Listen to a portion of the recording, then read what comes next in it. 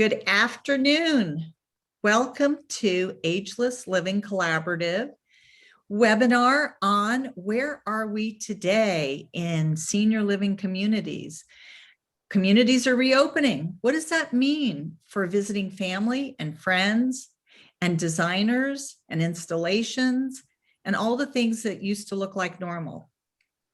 Today we have with us Alicia Jones from West End Interiors, Laura Busalacci of Brookdale Senior Living, Greg Sini of Kemper House in Central Ohio, and Joe Jasmine, American Healthcare Management Group.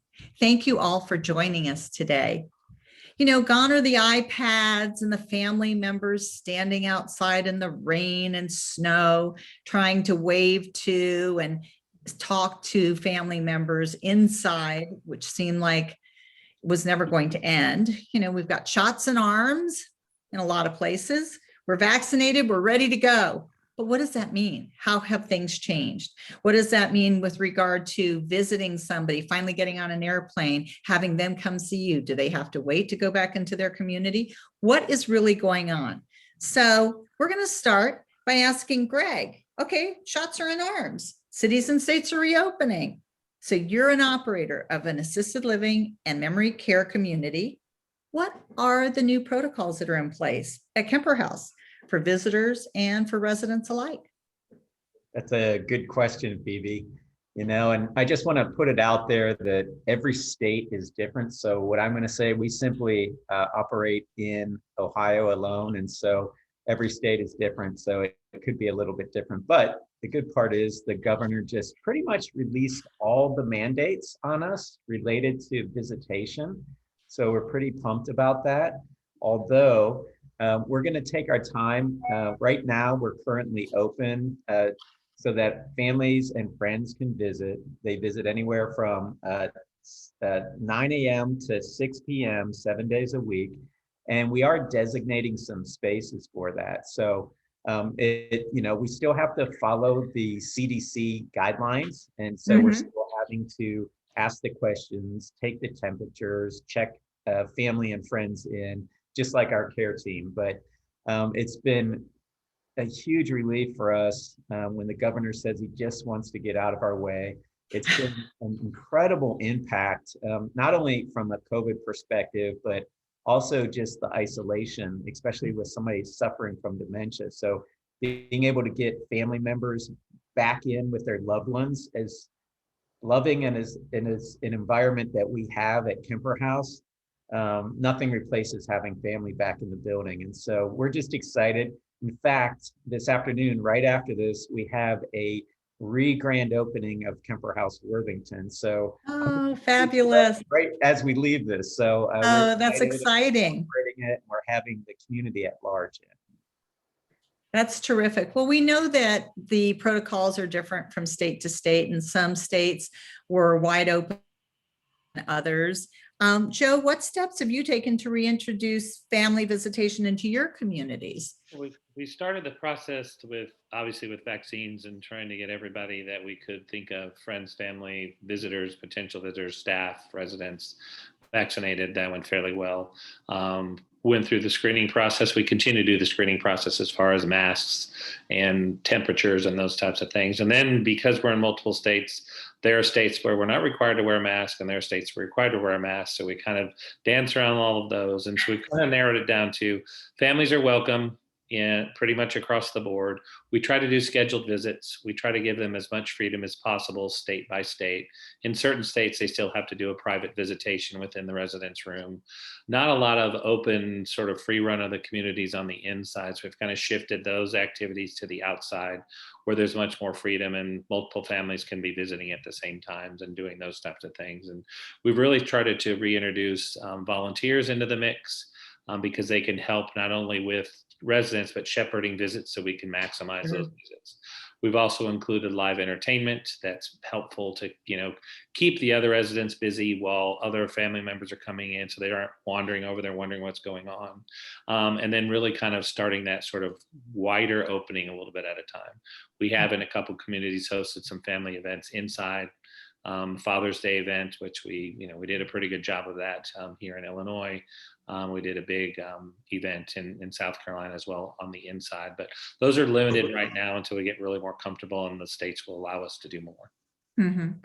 So is that type of an indoor event something that is when you know that people have been vaccinated, or if you wearing masks during that? Yeah, so in those specific events we do indoor, they're RSVP only, and you have to have been vaccinated. If you have not, then you got to come and wear a mask. And those folks, we kind of put it like the kids' table. Right. You have to sit kind of over at the kids' table and kind of keep social distance, just to be extra safe. Sure. So that we didn't put anyone at risk unduly, and that's sort of been the plan all along. Is like Greg said, we want the families back in. It makes the community so much better. Right. We're going to do everything we can to make that work, but we're still going to be as safe as we can be. Excellent. Well, Laura, I'm sure you're seeing the same thing. Or is that pretty much a constant then, that if the families are visiting, they're going into the personal space of the residents as opposed to just kind of meandering in the communities? Yeah, I think it depends on the community, depends on the state. We're following the CDC guidance. So it just depends. Understandable. At the beginning of the pandemic, which thankfully seems like a really long time ago, we were talking about how caregivers moving between communities, which they frequently do, were unknowingly spreading the virus. Now, most residents in communities are vaccinated by and large. But what about the caregivers? And if someone isn't vaccinated, how do communities deal with that? Greg, do you want to kick that off? Sure, yeah. I mean, the big thing about that is safety first. This is still a really dangerous disease, and it depends on the community itself. I've heard ranges anywhere from anything below 40% on vaccinations related to caregivers. That community is still in danger of the disease. Of course. Once you get above that 40%, and most organizations really are trying to get to that 70, sort of like our country is. We're fortunate that 85% of our care team members are vaccinated, and right now 100% of our residents. And so we feel like we have a safe environment. We're still stingy on letting vendors come into the building. So we're asking that they be vaccinated. And if they're not, then send somebody else. So we're really paying attention to, who's coming in and out of the building. It's still a threat, especially if you aren't reaching those vaccination levels of the 70 and 80 percentile. And I know we're a smaller organization, so it was sort of a top-down education for a lot of our caregivers to really spend time with them and talk to them about what vaccination does, what the history of vaccination does. And even though this came to market quickly, which was sort of the scary thing about it, everything is sped up over the last 10, 20, 30 years with technology. So we need to get past that it came to the market quickly. It's because everything we do now is done at light speed. So good point. At the end of the day, go get vaccinated. It's going to protect your loved ones and allow us to continue to open our community. Right now, we could be open 24/7, but we still think it's too risky to do that. So keep pushing towards vaccination for your communities and outside your communities. Well, your numbers are amazing. And the fact that you have so many people vaccinated is extraordinary. And kudos to you. And I hope everybody will follow suit. In the times that you have to ask people, are you vaccinated? And they say yes. Do you ask for proof? Absolutely. Yeah, we tell them, bring your card. We document that. And then next time they come, we don't have to look at their vaccination card. If they haven't been vaccinated, then we still have the rapid test.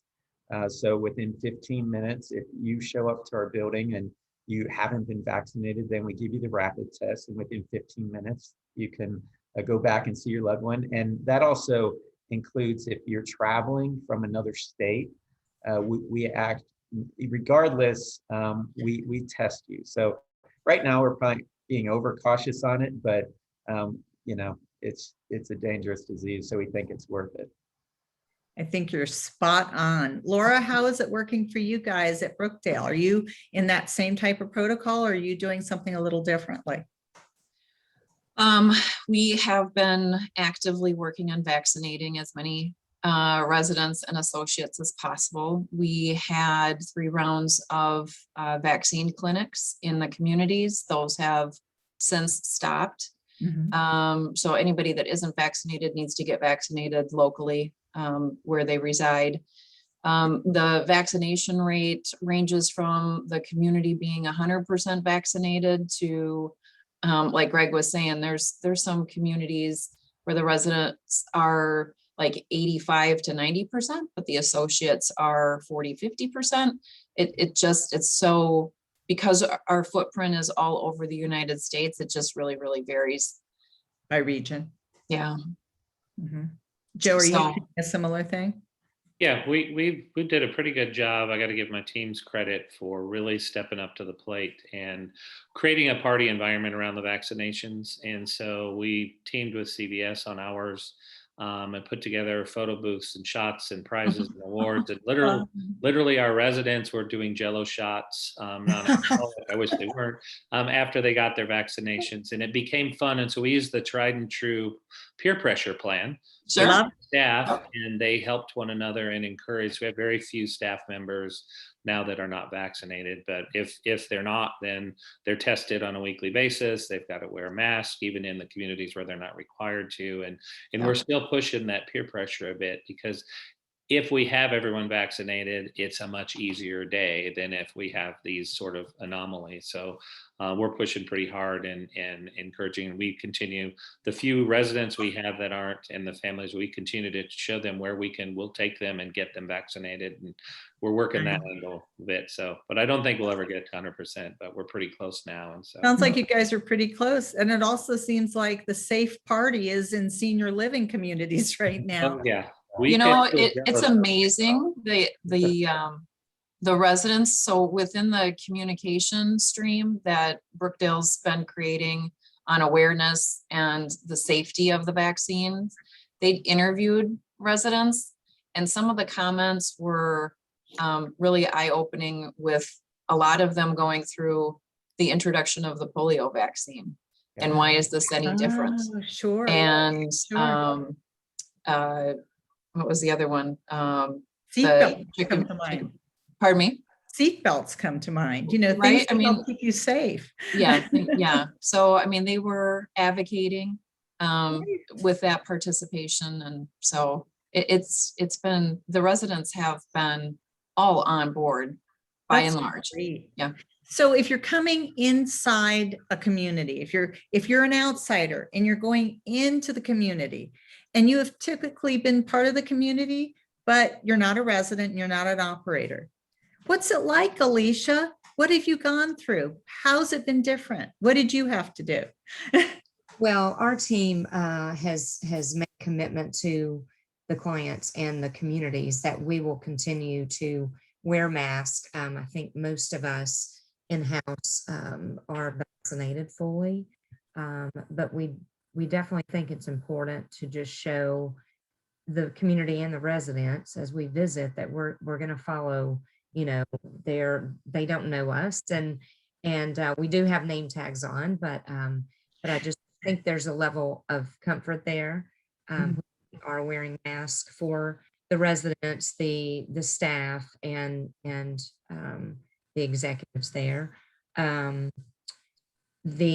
far as any vendors or during installations, we request our installers to do the same, to wear masks. And but in the beginning, it was definitely the full gear. It was the sheets and the clothes you had to wear, in the protective PPE gear. So that was interesting. Do you have any photos of you guys in PPE? Absolutely. Yes. Can you share any of them? I should have shared some of those earlier with you guys. Well, let's look at what installs look like today, given the new protocols in place. You want to take us through some of them? Well, it's basically a little bit different, and we fully unload, or the installers unload the trucks, the semis, all of the pieces moving in, they're unboxed outside. Mhm. Hopefully it's not raining, but if it is, we make adjustments. But we unbox everything outside and then just hand walk it in. So the installation crews that we work with and have worked with over the last 15 years, they're great and they're very accommodating in doing that. So, So they're does this really add, positive. Alicia, does this add to your time period of doing an install? If you're going to have to unload it outside and walk each piece in individually? Right, it does. And saying that too, which we'll probably touch on in a few minutes, but the other additional time that's been added is instead of doing one full install like we typically would do, it's broken into a few different installs. And that's basically due to lead times and products and all of that, the availabilities. But it does take a little more time. We also are very cautious with the installation crew. There's only maybe 3 or 4, depending on the size of the project, Mhm. will enter the building. The rest of the crew stays outside and they unbox and unload the trucks, breaks all the boxes down and assembles the furniture while there's a handful of guys that come in and out moving the new furniture in. Mhm. Well, let's stay on design for a second. Is there a mad rush for owners and operators to now renovate their communities, given that, the height of the crisis is behind us? And if there is, what's the focus of the new renovation? Is it inside? Is it something different? We're definitely having a big push, and we did during COVID just to stay ahead of the game. But we're definitely seeing our clients and operators, owners, wanting to make sure that everyone feels comfortable, Mhm. these clean, great looking environments, but two, just to give the residents who were in those spaces without leaving for a year, a year plus, something new and something fun and inspiring to their clean new environment that they get to experience now. But we are, of course, seeing, as we did during the pandemic, a lot of outdoor spaces being either added, renovated, existing spaces being added onto, a lot of activities being done outdoors. And there's definitely a push for just for even entertainment, as you see here. We Mhm. were at one install, and as soon as we got our new furniture in place, we saw the activities director taking out the new furniture and setting it outside. And we're like, wait, what's happening? And we quickly saw entertainers come up, and they were all dressed, and you see them in the background, but they were having a show. And they slowly, the residents one by one started going out, and that's what was going on. Is they had some singers come, and an activity that they were holding outside. So it was so great to see, and the residents absolutely loved it. So it's nice to see everyone enjoying the outdoors and the elements. So what's going to change when the weather gets cooler? They're out there now, it's summertime. Oops. But what happens when it gets cooler? Are communities starting to think about continuing outdoor activities, Joe?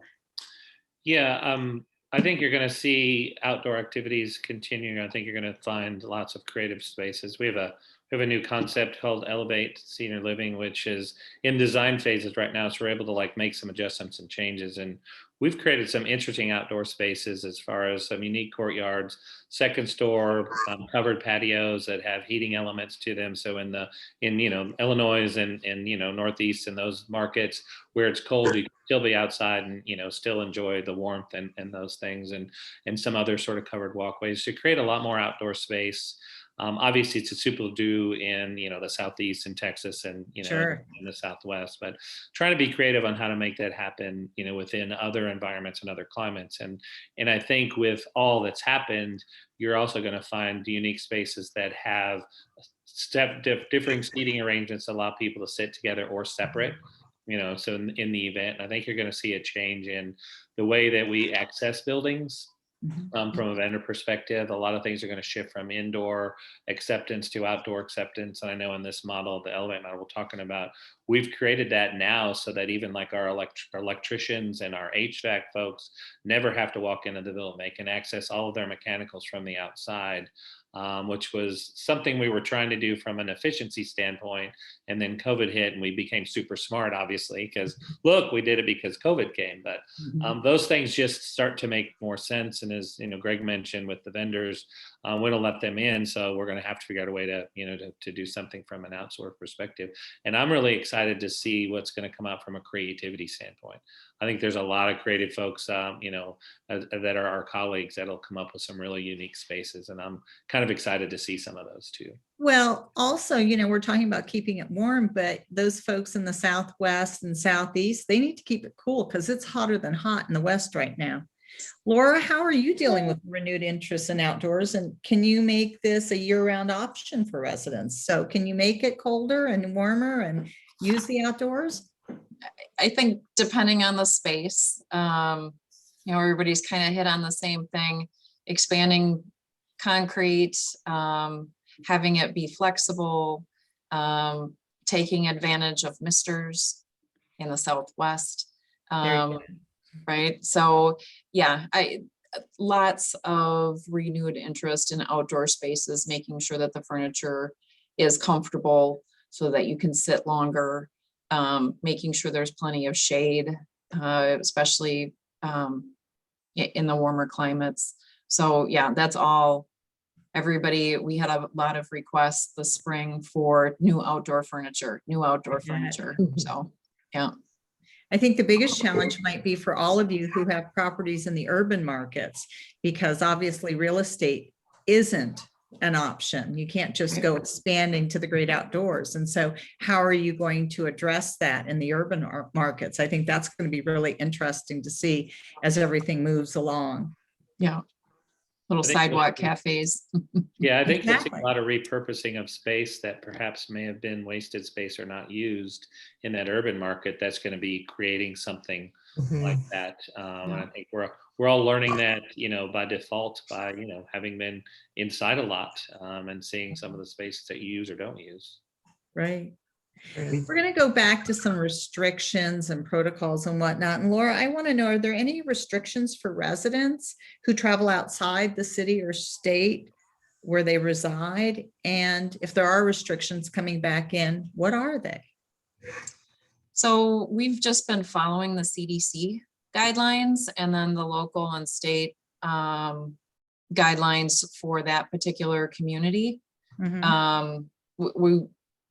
We're just doing whatever the guidances are requiring. Okay. What about some of these little things that we all became too familiar with, like the little discs on the floor that say stand 6 feet apart, and some of the other trappings that were absolutely declarations of being in the middle of COVID? Are they out the window? Are you guys pulling them up? What's happening with that stuff? I say we pull them up. Let's not mess around with that stuff any longer. I hate it. I'm so done with it. If you're vaccinated and your community is safe, get rid of the stuff. Let's not leave any residue from COVID in our building and just move forward in a positive way. I did want to mention something about outdoor. One of the things that Kemper House does well is we actually have 3 different neighborhoods. Each neighborhood has a courtyard, private courtyard. Now we're specialized dementia care, and so the courtyards are secured and our residents have 24/7 access to those if the weather is nice. And we actually theme those. So one of our neighborhoods has chickens. So the residents can go out and feed the chickens or get the eggs, collect the eggs. We also do a butterfly theme in one and then a gardening theme in another. And then we also have patios throughout the building itself, on more of the outside of the building that our caregivers would have to be with the residents themselves from a safety perspective. But we also have walking paths around the building, and we're in the Midwest, and so we have all different types of weather here. And I'm a big advocate of, no matter what's happening, what the weather is, we still like to get our residents out there as long as we can do it safely. So if it's in the dead of the winter, I would prefer to actually dress our residents warm and get them out into the cool air. Now, we want it to still be safe and all that kind of stuff, but I think there's value in not being locked up in a building, getting out, getting that fresh air on your skin. And so no matter what's going on now, obviously there's times when you just can't do it if we're getting dumped with a foot of snow, but we keep things safe, but we're always constantly trying to get our residents out of the building because it's so good for their cognition to be out and in the sun, in the weather, no matter what's really going on. So I just wanted to circle back on that because I think it's important for communities to pay attention to that. Right, right. Well, I think it sounds to me like most of them are trying to do exactly that. But you guys have a lot of options at your disposal, and that makes it very special. Well, what's happening in your communities, Joe? Are you pulling all that stuff up and getting rid of it? And so is there a new day, a new kind of protocol that is less in your face that people are aware of? We've tried to get everything that we can back to normal. The 6 feet apart is gone, except for the t-shirts that people bought in the, in the airports and they're traveling, but we've tried to make everything as normal as possible. We still do the temperature check in the little survey. We've moved that to outside. And so it's even less intrusive. So they're not standing in the, the middle of the living room trying to get all that done. And we're really trying to make that process much easier.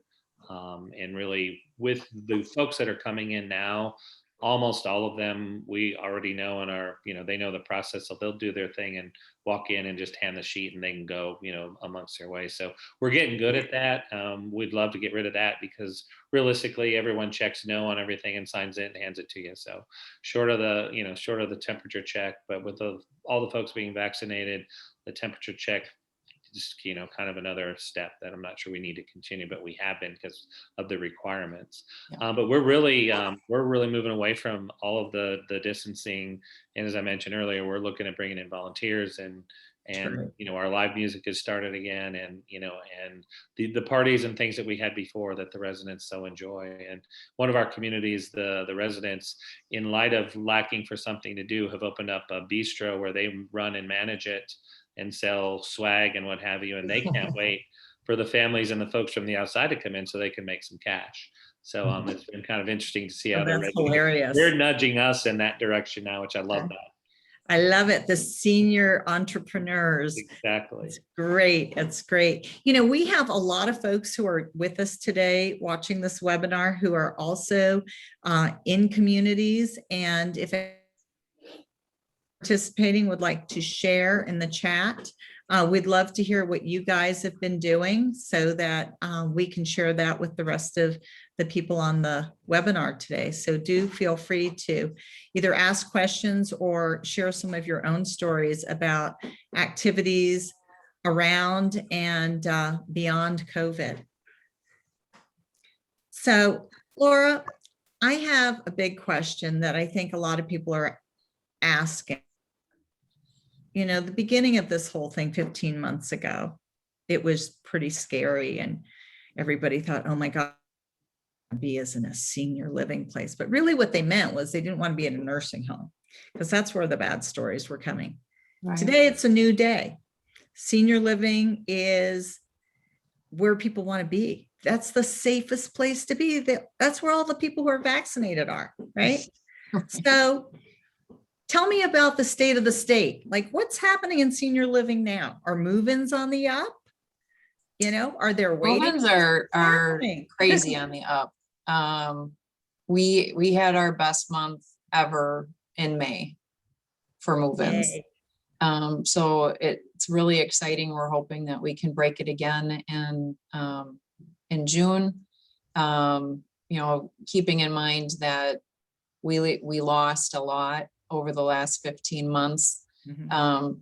So between demand and openings, the national average right now is in the high 70s for occupancy.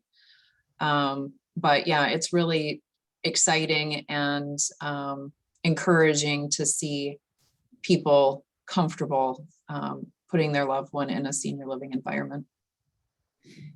Do you think, Greg, there's a reason behind this I think you're leading- excitement about you're going leading into the senior witness, aren't you? living? Yeah, I constantly warn our marketers that there is a pent up demand. There was a pent up demand. And so as soon as families started feeling, and really the turning point was when they saw that they could actually get in the communities and visit their loved ones. I mean, it was amazing to me as we were going through COVID and the pandemic that somebody would actually show up to our building, drop off their loved one, never even see the interior of our building, and say, please take care of them. Can you imagine? Whoa, And No, I and can't. yeah, and it Yeah. happened That's all the time. shocking. And Yeah. but we didn't know what we didn't know. As Mhm, soon mhm. as they realized that, oh, now we can actually go drop off, walk my loved one in, be in their apartment, hang out with them. All of a sudden, we're getting 9 to 10 move-ins at each community a month. Wow. And so there were a lot of people that were holding off. And one thing I did notice, the health of a lot of the residents had deteriorated. So they were coming to us a little bit deeper in the disease than we would normally get them, because they could have been holding off anywhere from 15 months to Yeah. a couple weeks or whatever, but they definitely were holding off before actually deciding to pull that trigger. It's just such a difficult decision to make anyways, let alone not being intimate with the community and understanding what it's like, what their apartments like. They had never even seen the interiors of their apartments, yet they were Wow. living with us. Yeah. And so that, Well, I think a lot of it was a fear factor, right? They thought, oh, okay, well, my mother, my sister, whatever, needs your help. We're no longer able to fill that need at home. But you probably don't want us in there because we've been overexposed. I think that there was probably a general fear. I'm just supposing that, but and there was the fear of, if you had COVID in your building, mhm, that's a problem. Yeah, right. And how yeah. you mitigate risk, or as a family member, why would I want to put my mom or dad or loved one Right. into that environment and take that bigger risk? And so, yeah, Yeah. we're thankfully moving past that. And so I would say, let's not get caught up on it being our best months right now, because there was such a pent up demand. But 6 months from now, we can reinvestigate that. Well, we'll be asking you that same question. Yeah, yeah, exactly. So, Joe, how about for you guys? What have Um, you seen? Yeah, we had, in the beginning, we had 30 days of nothing. And then we kind of stayed relatively steady and busy, not at the level that you would expect, but way better than we expected throughout COVID. We had some creative things going on, and we were reaching out to local restaurants and ordering out for them and try to keep that relationship going, anything you could. And then, May hit, and it really was kind of a move in a day. 2 to 3 tours a day, and that's continued through May and through June. And everybody's super excited. And as Greg said, we're excited and we're ramping back up, but we got to be smart about it and not think that it's all happened. And we had a unique situation because during the pandemic is when we introduced, kind of in a big way, the Elevate Senior Living concept. So we're trying a new concept in the middle of the pandemic. And believe it or not, it has gone very, very well because of the uniqueness of it and the fact that we haven't, we're breaking ground and moving dirt, but people paused and weren't having conversations. And then the same thing now, everyone wants to talk about it, and it's been a great thing. So we kind of looked at it from both sides: is we're open and we're running it, and now we're kind of speculating on doing a new thing, and is that going to just flop or is it going to thrive? And we probably had 30 45 days of wondering what the heck have we done, and now that's ramped right back up, and it's kind of close to business as usual on that side of the coin as well. So that's great to see from us personally, but also from an industry perspective, is that business is happening again. And I think that will continue to grow. That helps us all. at the end of the day. Absolutely. And all of these new platforms and concepts, you weren't the only one launching a brand new concept during the pandemic in the senior living space. And I think that really says a lot for the senior living space in general, whether you're looking at independent living or assisted living or memory care. There are options and there are new platforms and new experiences. And so Elevate launching during that time might have sounded crazy then, but in a way gave you the opportunity to have more brand awareness and kind of work out some kinks. And, that's a great thing. And it really speaks volumes for the industry. So that's exciting. Alicia, you're probably seeing the result of this wanting, this held back, pent up energy of moving into properties by being into the properties while you're doing installs. And tell me, is that something that is accelerated now that things are open and communities are letting you in more frequently? What's happening on the design side of it? Yes, it's definitely a big push and a big rush. And the other flip side of that is the supply is not there. We have just used up the supply that we have. And now, as you know, nationwide, the supply shortage, the worker shortage, the everything. We're having, I mentioned to someone yesterday that even yarn, that custom patterns, carpets that we are having made, the yarn for those carpets is typically the lead time on that for the manufacturer is about a week. Mm-hmm. And it's now running into 6 and 8 weeks, and it's because there's a shortage. And that shortage is one big push or reason for that is because it's the same chemicals that's used in PPP or PPE apparel and Sure. of that and supplies and takeout containers. And I think Laura had mentioned the adhesive buckets, there and paint buckets. There's a shortage of those.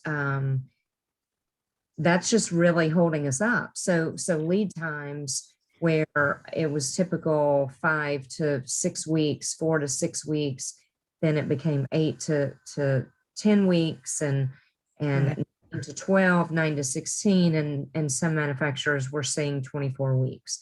So, and we've got to be creative. We've got to figure out, and really, well, how to manage that supply chain issue is certainly not only in senior living, right? It's not only design in senior living. This is across the board. We're feeling it in every single segment. There has never been a phrase more frequently used than supply chain management. I don't think in my lifetime I've heard it used as much as I have in the last 30 days.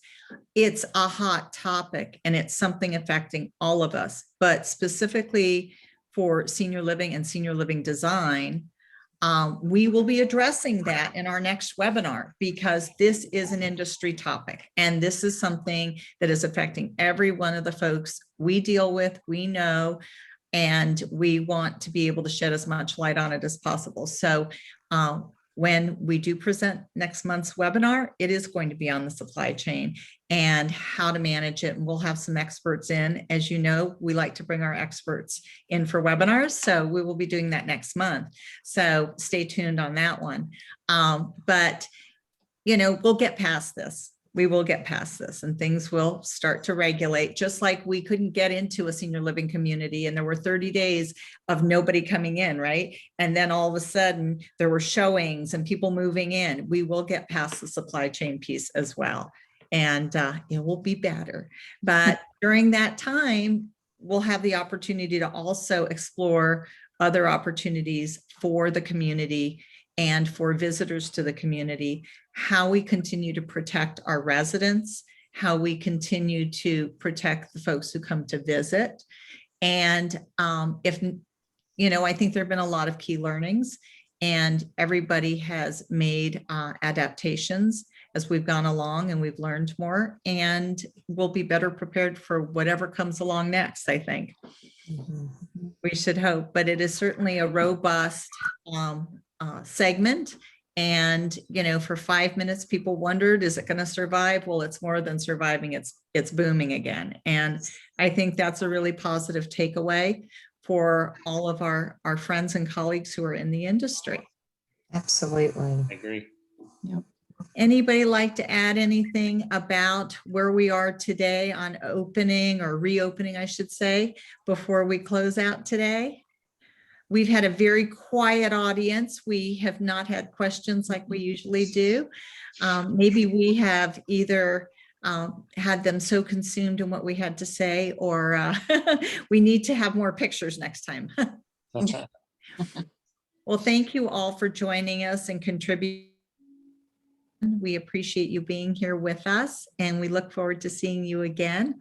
Our next webinar is going to be on supply chain management, the issues that are facing senior living communities and the designers and who are trying to improve those communities. And that will be on July 29th. So mark your calendars, and we look forward to seeing you again in the near future. Once again, if you'd like to see this or any other webinar that we have previously presented, you can always go to our website, agelesslivingcollaborative.org, to view the webinars, as well as look at our gallery or look at any number of other informational items that we have on the website.